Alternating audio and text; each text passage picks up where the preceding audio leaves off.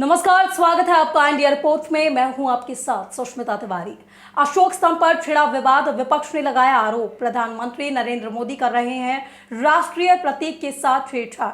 आपको बता दें, प्रधानमंत्री नरेंद्र मोदी ने सोमवार को नए संसद भवन की छत पर स्थापित किए गए राष्ट्रीय प्रतीक चिन्ह अशोक स्तंभ का अनावरण किया था, जिसके बाद विपक्ष उसमें शेरों को आकर्षक दिखाया गया है के आरोप लगा रहे हैं। बीजेपी पर निशाना साधते हुए कहा कि सरनाथ श्रृंगालय में जो ओरिजिनल अशोक स्तंभ रखा है उसमें शेर शांत है, जबकि नए संसद भवन की छत पर जो अशोक स्तंभ स्थापित किया गया है उसमें शेरों को आकर्षक दिखाया गया है। अब इसी सिलसिले को लेकर विवाद शुरू हो गया है।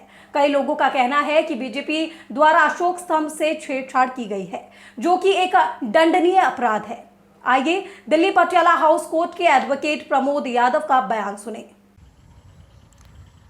सम्मानित साथियों, हमारे देश के माननीय प्रधानमंत्री श्री नरेंद्र दामोदर मोदी जी को हमारे राष्ट्रीय चिन्हों खासकर अशोक स्तंभ का अपमान करने का कोई अधिकार नहीं है। अशोक स्तंभ का इतिहास बहुत पुराना है। सम्राट अशोक और भगवान बुद्ध से इस स्तंभ का जुड़ाव है। शांति की स्थापना के लिए अशोक स्तंभ को विश्व में जगह जगह इन प्रतीकों को लगाया गया और 26 जनवरी 1950 को हमारे देश के संविधान के अनुसार संसद के द्वारा इसको मान्यता प्राप्त राष्ट्रीय चिन्ह की दी गई। यदि भारत के अंदर कोई सामान्य नागरिक अशोक स्तंभ का या हमारे किसी भी राष्ट्रीय चिन्ह का अपमान करता है तो भारत के कानून के अनुसार राष्ट्रीय चिन्ह जो छेड़छाड़ या दुरुपयोग अधिनियम 2005 के अनुसार कम से कम 2 वर्ष की सज़ा या 5,000 का जुर्माना है।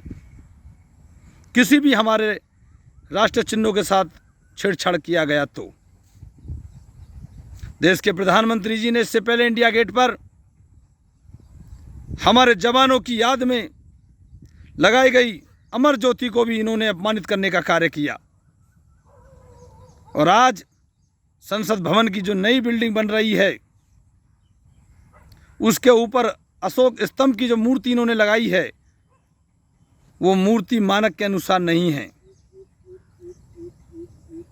जो डिजाइन उसका होना चाहिए, जो 4 शेर उस पर दिख रहे हैं,